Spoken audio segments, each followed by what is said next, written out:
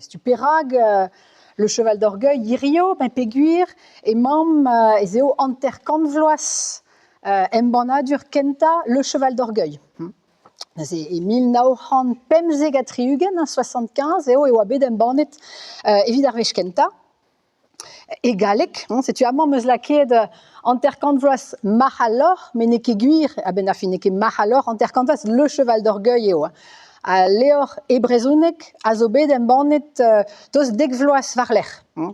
Et Galek et obed embanet d'Agenta, ag et Brezunek et obed embanet d'Ahoude, mais scrive de obed à Léor en diouiez varme mestro.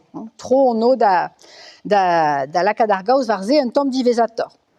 Neuze Anterkanvloas à Léorman, a guillé Tregondvloas, Maro, Père Jacques Elias. 1950 pevarugen, et ouais, neuze Père Jacques Elias da anaun. C'est tu perag, et en digares, évite la cadargaus à endro, var, à Léor, à var scrivant nierman. Neuze, mon novant d'Azisquez d'or, nebet skedenu, gant à Montrocaine, L'odenva deus ar skedenouman a zo o tont deus levraoueg ar CRBC. Ar CRBC a zo Centre de Recherche Bretonne et Celtique, a zo eskolveur Brest, hag amañ eo elabouran eg iskelenerez, hag ie evit an en klaskou a ran var a lenegez, var a brezhoneg drevraz. Setu, e barz ar CRBC, fin Elias, en eus roet et tout des baperioù, tout des archivou, d'ar CRBC, juste a raog e varo en eus kiniget neuze d'ar CRBC, kaout tout des baperioù. Hag, setu a laisse et an d'an vrasa deus ar skedennou mon novant da ziskwez deoc'h amañ. Neuze, mon novant da gonta deoc'h un tamm istor a leor, deus pelec'h et a leorman. Da genta, neket gant le cheval d'orgueil et au deuet Père Jacques Elias d'aveza anavezet. Elias a oa anavezet mat e breiz dija kalz a raok, tregont vloaz a raok. Zont ket hag e ouzit a drugarez da betra e oa anavezet dija Elias.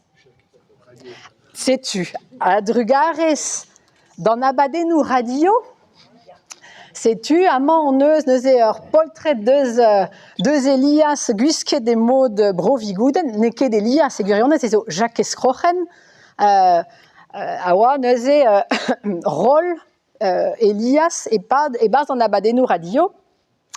Neuze abadennou an dud o deus jonj ma deus Jacques Escrochen a gwilioù vihan a oa sketchou evit lakad an dud da c'hoarzhin. Sketchou farsus. Neuze greet gant Père Jacques Elias a zo amañ a per trepos drestol, tu da la oa ie ur vech an amzer, neuze just goude ar brezel, betek fin ar bloavechou an terkan, e oa sketchou radio neuze gant Elias. Si oa segiz la varem da greisteiz gant Marivonne just a raok, ne jom ket kalz, ne jom ket da son ar sketchouman, pe ne jom nemet tri sketch, fin daou sketch, hag ur gontaden, an traoù a zo bet kollet pe non eus ket gelet da c'houde numeriza an traoù, setu ur bern ar zon a zo bet kollet, met ar sketchou a zo chomet dreskrid, hag a zo bet embanet da c'houde gant Elias. Amañ meus laket ur sketch deus ar bloavechou an terkan a zo anavezet a liez gant an dud, an vet var un dachenn fobal, a zo ur sketch evit displega pennañs evez c'hoariet, a c'hoari boloten nevez, setu. Hag digarez eo evit c'hoarzhin etre Jacques Escrochen a gwilioù vihan. Neuze Elias dija en eus graet berzh bras gant ar sketchouman a blij e kalz d'ar vrezhonegerien d'ar mareze. Hag ya marteze o peus jonj e fin pep sketch e veze lavaret biskoaz kemendal gant setu. Setu a drai oa ur sortie vid lakad an dud d'ar c'hoarzhin. D'ar mareze, da vare a radio, eo en em lak Elias da skriva. Da skriva barzonegou, da skriva c'hoariva, un pechou c'hoari e brezonek, hag e galek, en diouiez. change on eus deus ar sketchou farsus, mais d'ar mareze ie en emlak da skriva pechouroari Siriusor, di varben buez a labourerien douar, buez ar beizantet e breiz izel, drestol, e brovigouden, mais pas nemeken.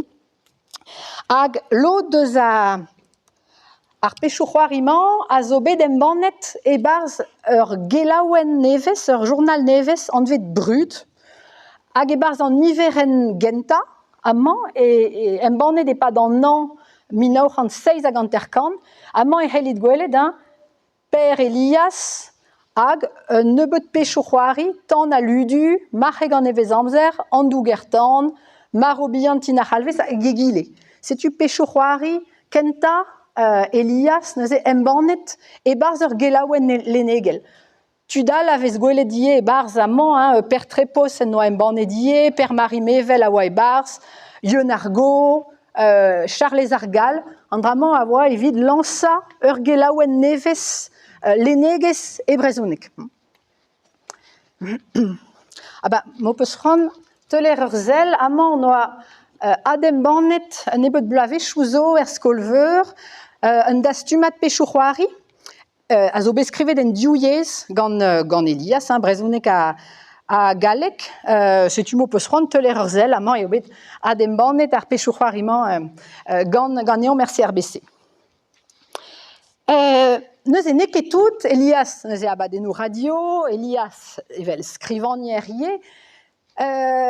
e fin, abaoe fin ar blavechou pe var ugen ie, era Elias war dro Gouelioù Kerne.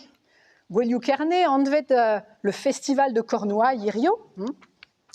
Neuze Elias a zo, amañ, meus laket